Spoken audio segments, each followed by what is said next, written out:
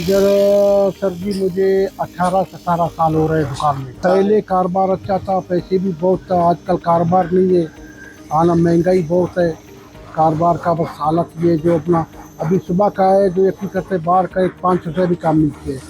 हम लोग अपना काम कर रहे हैं, बस काम नहीं करते। अल्लाह के आसरे पे बैठे हुए, जो बाहर का ग्राहक आ गया तो 500-600 रुपये मिलेगा। पहले इधर ये टक टक गली बहुत मशहूर था, काम के बारे में हुक बनते थे। इधर 3 पार्ट के कड़ी बनते थे, पुलाड़ा बनता है, जबले बनते थे, पड़े जबले बनते हैं आना।